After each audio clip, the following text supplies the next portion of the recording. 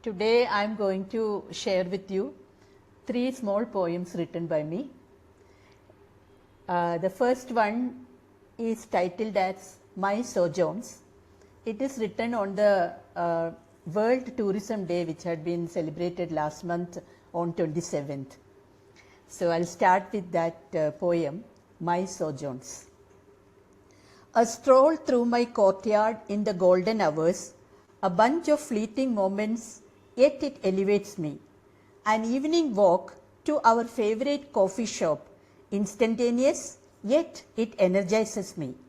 A brisk weekend drive to our favorite hangout, brisk it may be, yet it enchants me. A staycation with my near and dear ones, fleeting, yet it entrances me. A hill station or a beach vacation, fast-paced, yet it entices me. A motor ride, a flight, a voyage, a casual walk by the pedestrian lane, even traversing through a good dream, elates, enlivens and empowers me. Every moment I am a traveler, seeking peace and serenity from within, excited as a sojourner traveling through life's beautiful journey. This is the first poem. And the second one,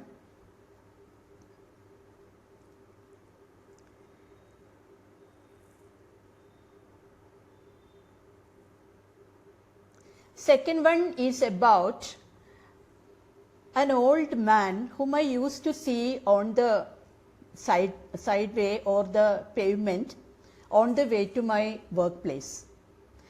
The desolated old man, stooped shoulders and ragged attire, withered hands and trembling fingers, wrinkled brows that initiate a quizzical gaze, a worn-out walking stick, a constant companion, the desolated old man who found solace sitting on the pavement was the embodiment of all these significant traits.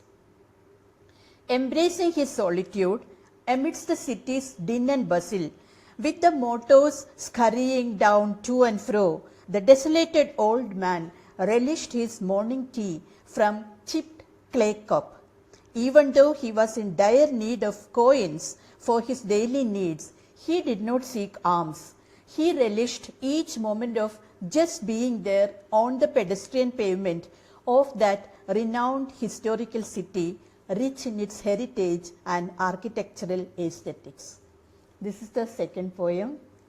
And the third one is about an unforgettable experience, a kind of an invisible thread of connection which I felt towards a flower selling lady on the pavement again in Pondicherry, where I went for a vacation with my husband.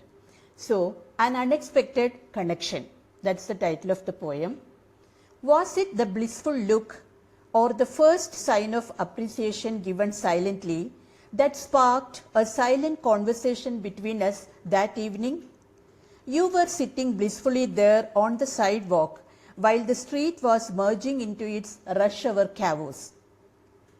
You seemed calm and composed even as the whole street absorbed the entire impatience of honking cars and the tip-tap of busy pedestrians.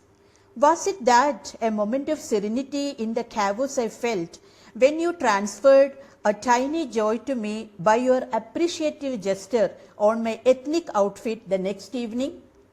Did you earn a space in my heart reserved for kind-hearted individuals when you passed a silent query of my well-being the evening after that? Was it so that in this city with its merging of Tamil Franco lifestyles, where I have come temporarily as a migratory bird, I found an acquaintance to exchange fresh smiles on my evening walks? Have I felt that there originates an oasis of friendliness that dispels the usual sense of strangeness we often think of as tourist? Was it so that a loving smile you had while enjoying the coziness of your tiny wooden stool was making me to be at home on my evening walks? The wicker basket you kept with you resembled coracles, and the strings of fresh jasmine flowers in them were exuding an alluring fragrance all around. You look beautiful with your salt and pepper hair and in the crimson red bright yellow checkered sari you wore. Your hair was in a neat bun adorned with fresh jasmine flowers, and your forehead shone with a perfectly drawn big red vermilion circle. Your tiny diamond nosepin flashed brightly with every turn of your head. You were enjoying your evening tea and the freshly baked cookies that evening when I approached you to buy a string of jasmine flowers. Was it so that I could feel the same warmth of motherly love when you adorned my hair with jasmine flowers and gave me a warm smile once again? Could it be the reason for the reluctance I felt to bid farewell to this beautiful city of serene beaches and rich heritage on the confluence of a Tamil Franco culture? Didn't I feel that our silent conversation have created an unexpected connection between us? Wow. Amazing, Usha ma'am. Let me tell you, Usha ma'am, she has been singing right from day one, 4.5 years she has been singing. And simultaneously, from last 2-3 years, she has started writing poetries as well. और इनकी बहुत सारी poetries books में publish हुई, anthologies के अंदर it has been published. So she has turned into a poet in the last couple of years. So amazing poetry, Usha ma'am, once again. Thank you, Rajesh. Sindhu? Ma'am, just amazing. And as a writer, I just loved every word of it. In fact, I could see your sensitivity by the topics that you picked up, whether it is a man of the pavement or, the lady who sells flowers. What attracted you to Pondicherry was this woman who was selling flowers there. It's just, and your words were drawing a picture and I could actually imagine her. And it was just a delight to hear you. Thank you so much. Thank you. Thank you, Sindhu. Jyoti? There is a phrase in English called familiar strangers. These are the people you encounter daily. You never speak to them, but they are there, and one day if they are not there, you'll wonder, where did that person go? How come that person is not here? That second poem brought to my mind the familiar strangers I used to meet as a child. Now I don't pay as much attention maybe in those days.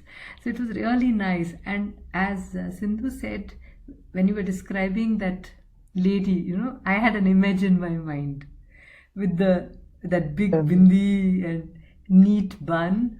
It's very evocative, your poems are, and I really enjoyed listening to them. Thank you. Thank you. Rakesh ji?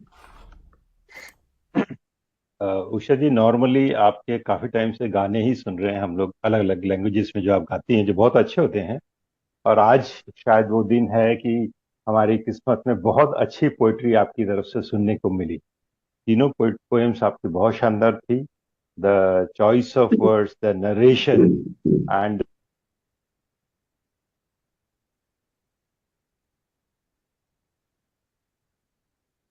Rakesh ji? Oh, internet I think issue. internet issue. Okay, Namita? Yes, Usha ji, thank you so much. Thoroughly enjoyed it. And I could just think of one thing, right? There's so much of difference between just seeing and observing. I think through all your poems, your keen observant nature and then the ability to translate that observation into something so beautiful and relatable. The simplicity of your poems, I think, blew me away because all the words used were so, something that we would normally use when we are talking to someone. But the way you've put them together and you've crafted a story within a poem itself, I think that was beautiful. And you made us fall in love with all those people who have, influenced you. So whether it is the flower selling lady or whether it is the old man on the pavement, and even your first poem, I think it expressed beautifully about, again, the theme I think that we are talking about today is how life is all about enjoying the smaller moments, the smaller joys of life, So it is all coming together so beautifully today, Rajesh ji. I think it's like joining the dots. So thank you so much, Usha ji. Thoroughly enjoyed it. Thank you, Namita. Rakesh ji आपका internet issue हो गया था।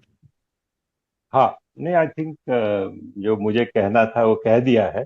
Okay. तो तीनों poems बहुत अच्छी थी, आपकी थॉट प्रोसेस और जो सेंसिटिविटी है लाइफ के छोटे मोमेंट्स, आपके आसपास के वातावरण में जो लोग आपको नजर आते हैं, जो आपको प्रभावित करते हैं, उस पर जो पोएम्स लिखी हैं आपने, बहुत अच्छी लगी।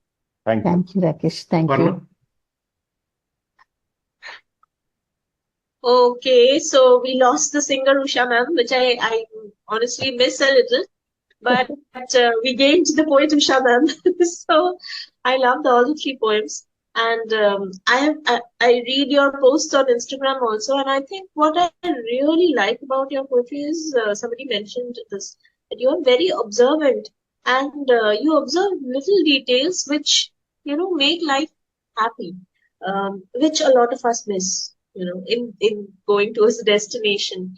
But the whole contemplative observation came across, and I really liked the second poem especially, because the thought of a man who is supposedly somebody who is probably will beg in a while, but he's not begging. He's on the road. He's enjoying his space, and he's just being himself, even though he has nothing to call his own possession, not even age. Somehow it made so much sense to me. I mean, it was personally my favorite among all the three that you mentioned, because I think that is how life should actually be lived. That when you are, really old with nothing to your name, standing on a pavement, with life, everybody not noticing you or whatever, you're still there. You have your life. You have that moment, that perfect moment when you're sipping your cup of tea in a cooler and you're enjoying your solitude. And that, I think, is why we live. I personally would say that that's why we live. It's not because of, house, possessions, things. It's about when everything is taken away, because we all know that these are transitional things. They can be taken away any moment, right? Or be replaced any moment. But what is left of us is still something which is our life, which is so joyous, so vibrant. आप pavement के कोने पे खड़े होके, आप कुल्हड़ में चाय पी के, आप बहुत old होके, you can still enjoy your solitude, right? And appreciate how life is.